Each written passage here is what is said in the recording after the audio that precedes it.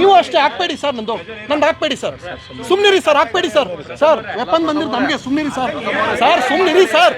Sir ನಾನು ಹೇಳ್ತಾ ಇದ್ದೀನಿ ಸರ್, ನಾನು ಏನು ಹೇಳಬೇಕು ಹೇಳ್ತೀನಿ ಸರ್, ಇಲ್ಲ ಅಂದರೆ ಬಿಟ್ಬಿಡಿ ಸರ್, ನೀವು ಹಾಕ್ಬೇಡಿ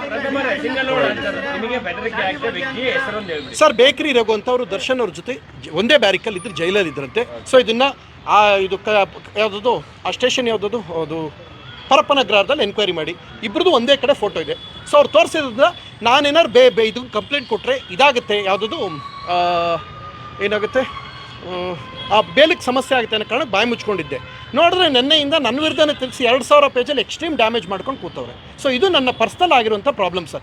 ವೆಪನ್ ತೋರಿಸೋ ತನಕ ಇಷ್ಟು ದಿನ ಬರೀ ಮೀಡಿಯಾದಲ್ಲಿದ್ವು, ಈಗ ವೆಪನ್ ತೋರ್ಸೋಕೆ ಬಂತಲ್ಲ ಅನ್ನೋ ಕಾರಣಕ್ಕೆ ಅಸಮಾಧಾನ ಇರುತ್ತೆ ಸರ್.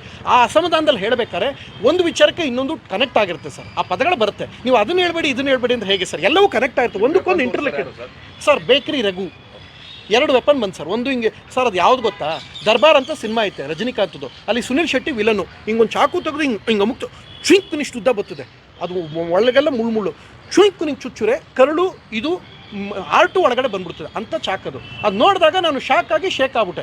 ಇನ್ನೂ ಏನಾದ್ರು ಚುಚ್ಕಿಟ್ಬಿಟ್ರು 2ನೇ ರೇಡ್ಕ ಸ್ವಾಮಿ ನಾನಾಗೋದನೋ ಅಂದ್ಕೊಂಡು ಸುಮ್ಮನೆ ಸೈಲೆಂಟಾಗಿ ಕೂತ್ಕೊಂಡು, ಇದು ಅಣ್ಣಂಗೆ ಅರ್ಥ ಆಯ್ತಿಲ್ಲ, ಸಾರ್ಗೆ ಅರ್ಥ ಆಯ್ತಿಲ್ಲ. ಅವ್ರಿಗೆ ಪ್ರಥಮ ಏನೇನೋ ಹೇಳ್ತಾರೆ, ನೋವಲ್ಲಿ ಬರ್ತದೆ ಹತ್ತು ಮಾತು. ಅಣ್ಣಂಗೆ ಅರ್ಥ ಆಯ್ತಿಲ್ಲ, ನಾನು ಹೆಂಗೆ ಅವ್ರಿಗೆ ಮನವರಿಕೆ ಮಾಡ್ಕೊಡ್ಲಿ? ನಾನು ಹೋದ್ಮೇಲೆ ಕರ್ಸ್ಕೊಂಡು ಅಣ್ಣಂಗೆ ಕೂಡಿಸಿ ಹೇಳ್ತೀನಿ, ಅಣ್ಣ ಹಿಂಗೆ ಆಗೋಗದೆ ಅಣ್ಣ ನಾನು ಯಾವತ್ತೂ ನಿಮಗೆ ವೈಯಕ್ತಿಕವಾಗಿ ಹೇಳಿಲ್ಲ. ಆಯಿತು ಬಿಡೋಣ, ತಪ್ಪಾಗೋಯ್ತು ಬಿಡೋಣ, ನಿಮ್ಮ ಸವಾಸಕ್ಕೆ ಬಂದರೆ ಅಣ್ಣ ನಮಸ್ಕಾರ ಮಾಡ್ತೀನಿ, ಹೋಗ್ಲಿ ಬಿಡೋಣ, ಆಯ್ತು ಇದೆಲ್ಲ ಆಗೈತೆ. ಇನ್ನೊಂದು ಮಾತು, ನನ್ನ ರಮ್ಯಾ ಮೇಡಮ್ ಅವ್ರು ಕಂಪ್ಲೇಂಟ್ ಕೊಟ್ಟಿದ್ದಾರೆ, ಅವ್ರದ್ದೆಲ್ಲರೂ ಅವ್ರೊಂದು ಪ್ರಶ್ನೆ ಕೇಳ್ತಾರೆ, ಬೇರೆ ಸಮಯದಲ್ಲಿ ರಮ್ಯಾ ಅವ್ರು ಇಂಗ್ಲೀಷಲ್ಲಿ ಮಾತಾಡ್ತಾರೆ, ಈ ಸಮಯದಲ್ಲಿ ಮಾತ್ರ ಕನ್ನಡ ಸುಲಲಿತವಾಗಿ ಮಾತಾಡ್ತಾರೆ ಹೇಗೆ ಅಂತ. ಸರ್ ಒಂದು ಕೇಳಿಸ್ಕೊಳ್ಳಿ, ಇವರೆಲ್ಲ ಅನ್ಎಜುಕೇಟೆಡ್ ಫ್ಯಾನ್ಸ್, ಅವ್ರಿಗೆ ಇಂಗ್ಲೀಷಲ್ಲಿ ಹೇಳಿದ್ರೆ ಏನು ಅರ್ಥ ಆಯ್ತೆ? ನಿಮ್ಗೆ ಆ ಕನ್ನಡ ಅರ್ಥ ಆಗಲ್ಲ, ಇಂಗ್ಲೀಷ್ ಅರ್ಥ ಆಗಲ್ಲ ಅಂತ ಕಂಡ್ರು, ಅವರು ಕನ್ನಡದಲ್ಲಿ ಹೇಳಿರೋದು. ಇದೆಲ್ಲದ್ರ ಜೊತೆಗೆ ಒಂದು ಪ್ರೀತಿಯಿಂದ ಒಂದು ಮಾತು ಹೇಳ್ತೀನಿ, ಎಲ್ಲ ಕರೆಸಿದ್ದು ಪ್ರೋಗ್ರಾಮ್ ಮಹೇಶ್ ಅವರು ಆ್ಯಂಡ್ ಪ್ರತ್ಯಕ್ಷದರ್ಶಿ ಇವರು.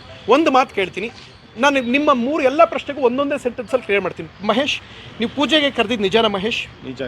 ನಿಜ. ಅಲ್ಲಿ ಬಂದಾಗ ಪೂಜೆ ಮುಗಿಸ್ಕೊಂಡು ನನ್ನ ಪಾಡಿಗೆ ನಾನು ಕಾರ್ ಹತ್ತೋದಾಗ ಬಲವಂತವಾಗಿ ಕರ್ಕೊಂಡೋದ್ರು ಅಥವಾ ನಾನೇ ಅವ್ರ ಕಡೆಗೆ ಹೋದ್ನ?